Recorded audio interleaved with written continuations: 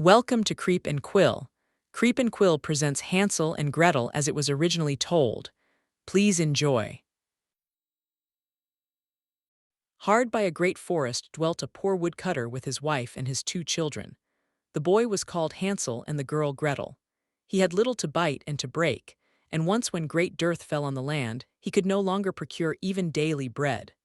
Now when he thought over this by night in his bed and tossed about in his anxiety, he groaned and said to his wife, "What is to become of us? How are we to feed our poor children when we no longer have anything even for ourselves?"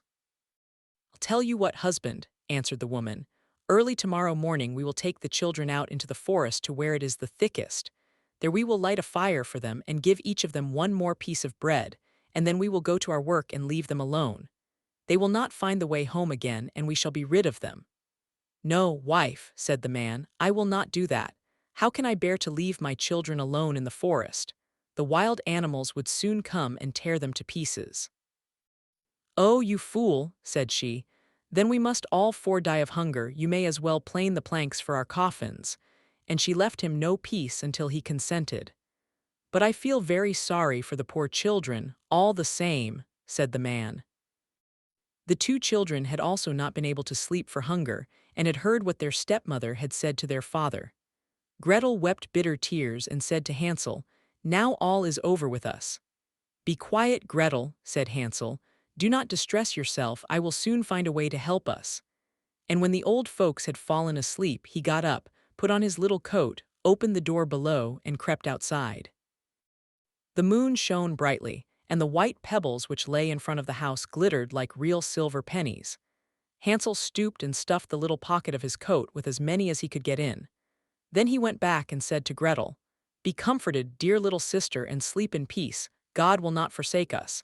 And he lay down again in his bed. When day dawned, but before the sun had risen, the woman came and awoke the 2 children, saying, "Get up, you sluggards.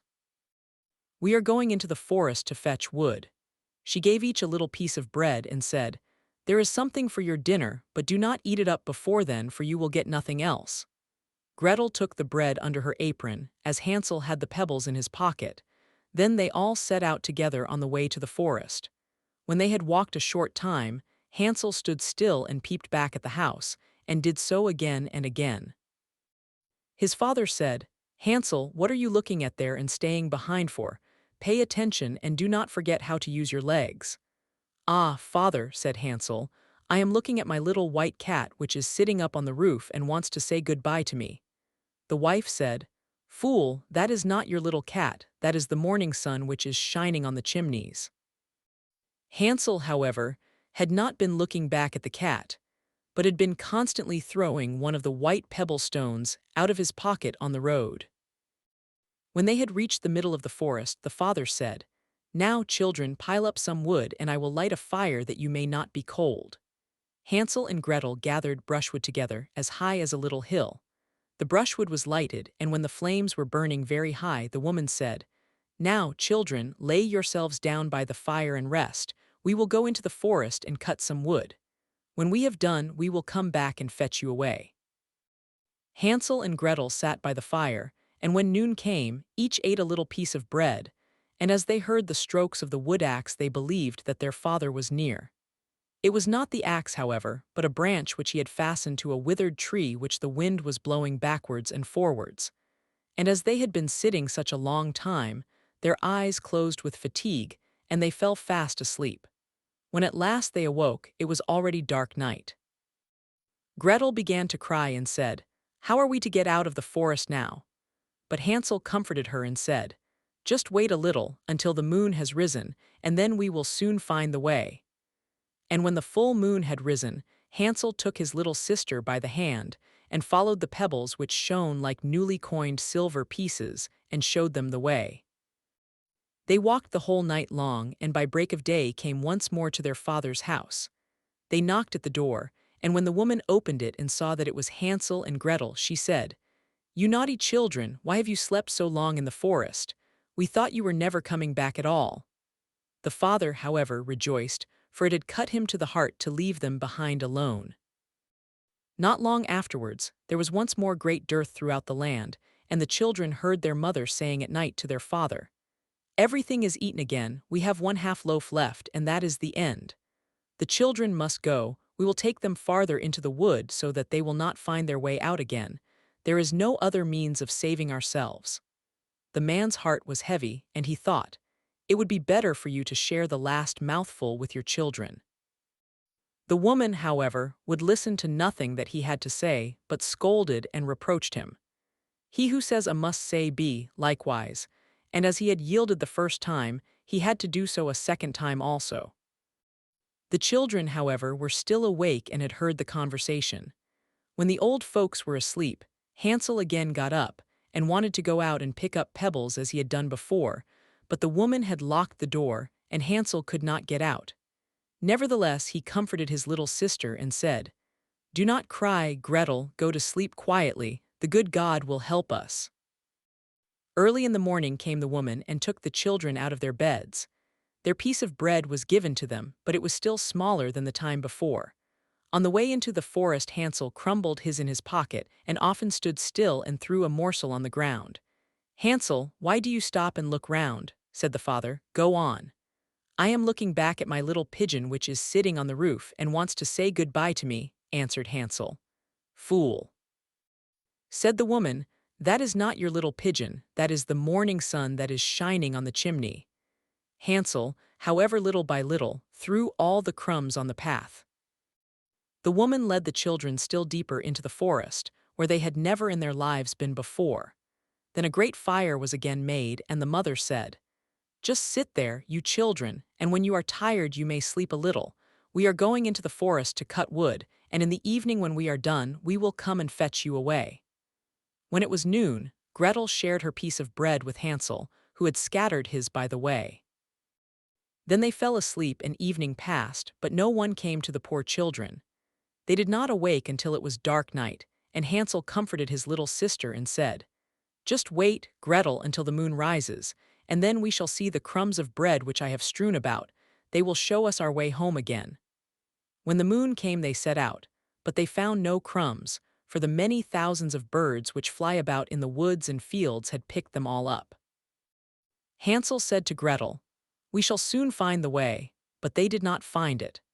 They walked the whole night and all the next day too from morning till evening, but they did not get out of the forest and were very hungry, for they had nothing to eat but 2 or 3 berries, which grew on the ground. And as they were so weary that their legs would carry them no longer, they lay down beneath a tree and fell asleep. It was now 3 mornings since they had left their father's house. They began to walk again, but they always came deeper into the forest, and if help did not come soon, they must die of hunger and weariness. When it was midday, they saw a beautiful snow-white bird sitting on a bough, which sang so delightfully that they stood still and listened to it. And when its song was over, it spread its wings and flew away before them, and they followed it until they reached a little house, on the roof of which it alighted. And when they approached the little house they saw that it was built of bread and covered with cakes, but that the windows were of clear sugar. "We will set to work on that," said Hansel, "and have a good meal. I will eat a bit of the roof, and you, Gretel, can eat some of the window. It will taste sweet." Hansel reached up above, and broke off a little of the roof to try how it tasted, and Gretel leant against the window and nibbled at the panes. Then a soft voice cried from the parlor, "Nibble, nibble, gnaw, who is nibbling at my little house?" The children answered, the wind, the heaven-born wind," and went on eating without disturbing themselves. Hansel, who liked the taste of the roof, tore down a great piece of it, and Gretel pushed out the whole of one round window pane, sat down, and enjoyed herself with it. Suddenly the door opened, and a woman as old as the hills, who supported herself on crutches, came creeping out. Hansel and Gretel were so terribly frightened that they let fall what they had in their hands. The old woman, however, nodded her head and said, "Oh, you dear children, who has brought you here? Do come in and stay with me. No harm shall happen to you." She took them both by the hand and led them into her little house. Then good food was set before them, milk and pancakes with sugar, apples, and nuts. Afterwards 2 pretty little beds were covered with clean white linen, and Hansel and Gretel lay down in them and thought they were in heaven. The old woman had only pretended to be so kind. She was in reality a wicked witch, who lay in wait for children, and had only built the little house of bread in order to entice them there. When a child fell into her power, she killed it, cooked and ate it, and that was a feast day with her. Witches have red eyes and cannot see far, but they have a keen scent like the beasts, and are aware when human beings draw near. When Hansel and Gretel came into her neighborhood, she laughed with malice and said mockingly, "I have them, they shall not escape me again." Early in the morning before the children were awake, she was already up, and when she saw both of them sleeping and looking so pretty, with their plump and rosy cheeks, she muttered to herself, "That will be a dainty mouthful." Then she seized Hansel with her shriveled hand, carried him into a little stable, and locked him in behind a grated door. Scream as he might, it would not help him. Then she went to Gretel, shook her till she awoke, and cried, "Get up, lazy thing, fetch some water and cook something good for your brother. He is in the stable outside and is to be made fat. When he is fat, I will eat him." Gretel began to weep bitterly, but it was all in vain, for she was forced to do what the wicked witch commanded. And now the best food was cooked for poor Hansel, but Gretel got nothing but crab shells.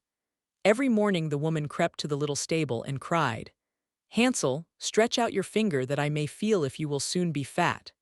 Hansel, however, stretched out a little bone to her, and the old woman, who had dim eyes, could not see it, and thought it was Hansel's finger, and was astonished that there was no way of fattening him. When 4 weeks had gone by, and Hansel still remained thin, she was seized with impatience and would not wait any longer. "Now then, Gretel," she cried to the girl, "stir yourself and bring some water. Let Hansel be fat or lean, tomorrow I will kill him and cook him." Ah, how the poor little sister did lament when she had to fetch the water, and how her tears did flow down her cheeks. "Dear God, do help us," she cried. "If the wild beasts in the forest had but devoured us, we should at any rate have died together." "Just keep your noise to yourself," said the old woman. "It won't help you at all."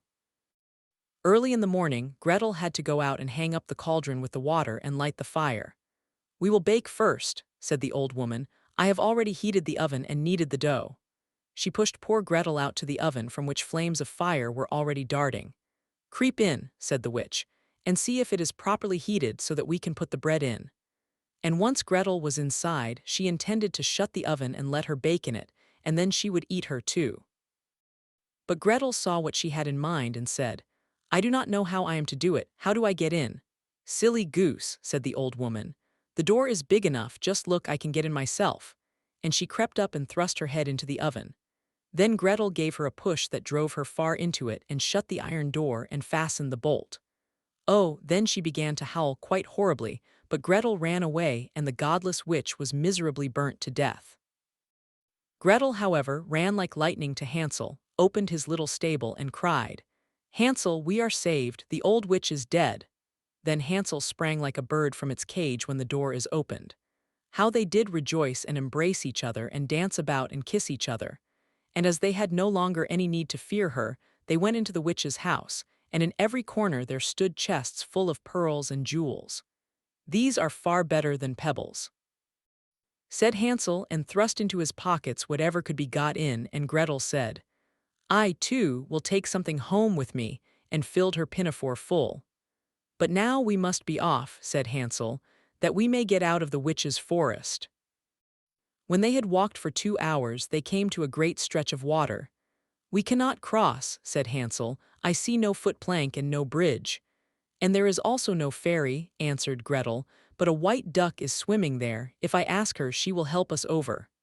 Then she cried, little duck, dost thou see, Hansel and Gretel are waiting for thee. There's never a plank or bridge in sight, take us across on thy back so white." The duck came to them, and Hansel seated himself on its back and told his sister to sit by him. "No," replied Gretel, "that will be too heavy for the little duck. She shall take us across, one after the other." The good little duck did so, and when they were once safely across and had walked for a short time, the forest seemed to be more and more familiar to them, and at length they saw from afar their father's house. Then they began to run, rushed into the parlor, and threw themselves round their father's neck. The man had not known one happy hour since he had left the children in the forest. The woman, however, was dead. Gretel emptied her pinafore until pearls and precious stones ran about the room, and Hansel threw one handful after another out of his pocket to add to them. Then all anxiety was at an end, and they lived together in perfect happiness. My tale is done, there runs a mouse. Whosoever catches it may make himself a big fur cap out of it.